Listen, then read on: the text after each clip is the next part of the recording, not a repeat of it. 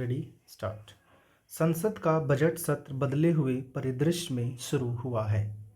महामारी के 4 साल बाद भारत की आर्थिक वृद्धि दर में सुस्ती नजर आ रही है। शेयर बाजार गिर रहे हैं, रुपया उम्मीद से भी ज़्यादा रफ्तार से गिर रहा है और अर्थव्यवस्था को गति देने वाले प्रमुख कारक घरेलू मांग और सार्वजनिक क्षेत्र में पूंजीगत खर्च कमजोर पड़ रहे हैं। साथ ही निजी क्षेत्र में निवेश सुस्त बना हुआ है। संदर्भ के लिए 2019-20 से 2023-24 के बीच सरकारी पूंजीगत व्यय में सालाना 16% की चक्रवृद्धि दर से बढ़ोतरी हुई। घरेलू निवेश में 12% की वृद्धि हुई, जबकि कारपोरेट निवेश मात्र 6% बढ़ा, जबकि उनके लिए टैक्स की दर में भारी कटौती की गई। इसलिए पटरी पर चल रही अर्थव्यवस्था की गाड़ी की रफ्तार सुस्त होना चिंता का विषय है। इसके अलावा अमेरिका की नई सरकार वैश्विक व्यापार और कराधान के नियमों को बदलने के लिए प्रतिबद्ध दिख रही है और इससे अस्थिरता और बढ़ रही है। आर्थिक सर्वेक्षण 2024-25 में यह चेतावनी दी गई है कि वैश्वीकरण के कमजोर पड़ने के साथ भारत को घरेलू कारकों पर ध्यान देना होगा ताकि आर्थिक वृद्धि की रफ्तार को तेज किया जा सके और इसे उन प्रतिस्पर्धी बाजारों के मुकाबले ज़्यादा आकर्षक बनाया जा सके जो विदेशी निवेशकों को लुभाने की कोशिश कर रहे हैं। सर्वेक्षण का अनुमान है कि 2025-26 में जीडीपी की वास्तविक वृद्धि 6.3% से 6.8% के बीच रह सकती है। वहीं इस साल के लिए 6.4% की वृद्धि का अनुमान जताया गया है। इससे पता चलता है कि नई चुनौतियों के बीच आर्थिक रफ्तार और सुस्त पड़ सकती है।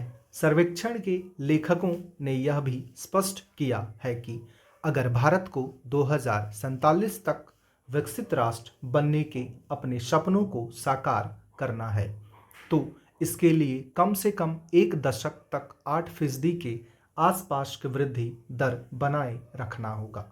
उन्होंने यह भी चेतावनी दी है कि मौजूदा तौर तरीकों वाली नीति से आर्थिक ठहराव को बढ़ावा मिल सकता है।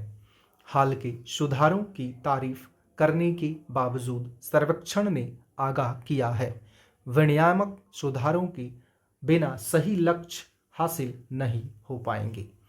इस बारे में सर्वेक्षण ने स्पष्ट रूप से कहा है कि सरकार को कारोबार की राह से हटना होगा, यानी उन नियमों को खत्म करना होगा जो असल में छोटी छोटी चीज़ों के मैनेजमेंट में शामिल होते हैं।